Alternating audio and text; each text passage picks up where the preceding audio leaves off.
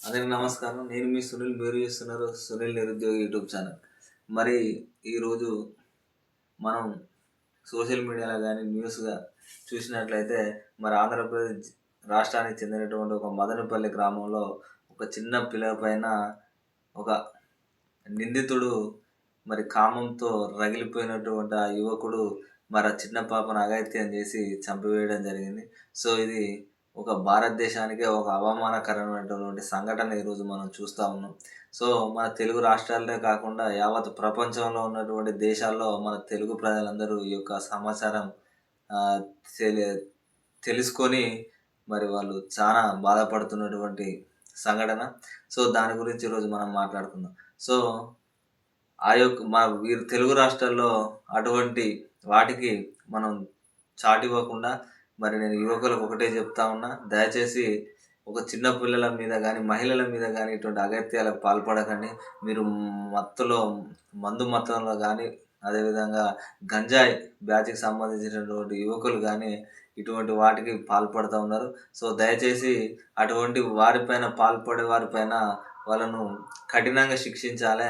ఏ విధంగా కఠినంగా ఏదో ఒకటే గన్ షాట్‌తో చంపివేయడం గాకుండా వాళ్ళని చిత్రహింసలు పెట్టి చంపేస్తేనే అది మనుషులకు, మన సమాజానికి తెలియజేయాలి. ఏ విధంగా చంపుతున్నారు, మరి ఏ విధంగా ఉరితీస్తున్నారు అని ఆ యొక్క చిత్రహింసలు ప్రజలకు తెలిస్తేనే ప్రజలు ఇటువంటి వాటికి మరి దారి తీయకుండా సమాజంలో ఒక మంచి గుర్తింపుగా ఉంటారు. సో, దయచేసి ఈ యొక్క గంజా బ్యాచ్, అదేవిధంగా ఈ మందు తాగేటువంటి బ్యాచ్‌కి కూడా నేను తెలియజేస్తా ఉన్నా.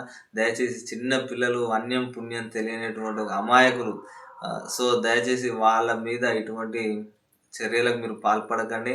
సో, దయచేసి నేను సమాజంలో ఉన్నటువంటి మందు బానిసలకైనటువంటి వారిని నేను విజ్ఞప్తి చేస్తా ఉన్నా.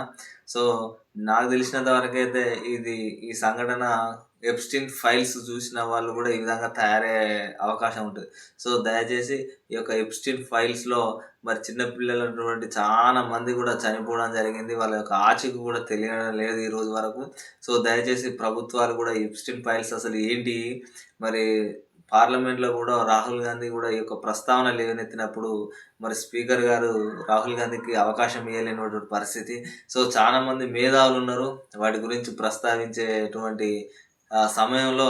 కాకపోతే మన భారతదేశంలో ఒక ఘోరమైనటువంటి పరిస్థితి ఏంటిదంటే, ఈరోజు ఒక బీజేపీకి చెందినటువంటి మీడియా మన భారతదేశాన్ని ఏలుతాంది. సో, ఇటువంటి మన యొక్క దురదృష్టకరం, మన యొక్క చిన్న పిల్లలు గానీ, మహిళలు గానీ, అమాయకులు గానీ వాటి మధ్యలో చనిపోవడం జరుగుతా ఉంది ఈ విధంగా.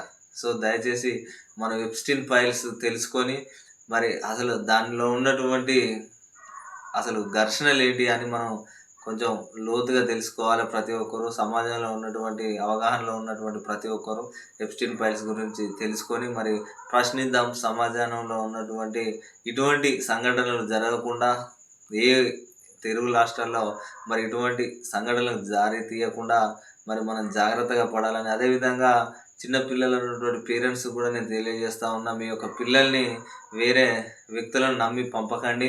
ఎందుకంటే ఈ రోజులు మంచి రోజులు కావు. మనం చాలా సందర్భాల్లో చూస్తా ఉన్నాం. ఇటు తెలంగాణ, ఇటు ఆంధ్ర రాష్ట్రాల్లో. సో, దయచేసి మీ యొక్క సొంత ఇంటి వాళ్ళైతేనే నమ్మండి.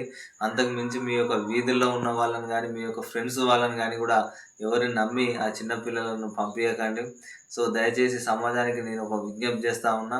మన యొక్క పిల్లల్ని కాపాడుకుందాం. అమాయకమైనటువంటి అన్యం పుణ్యం తెలియని పిల్లలను మన చేతిలో వాళ్ళ యొక్క ప్రాణాలుంటాయి కాబట్టి, మన సాధ్యమైనంత వరకు మరి మంచి వాళ్ళ భవిష్యత్తు కోసం మనం కొన్ని ప్రణాళికలు వేసుకొని ఆ విధంగా మనం ముందుకెళ్ళాలని సమాజాన్ని కోరుకుంటున్నాను. ఓకే. Thank you friends.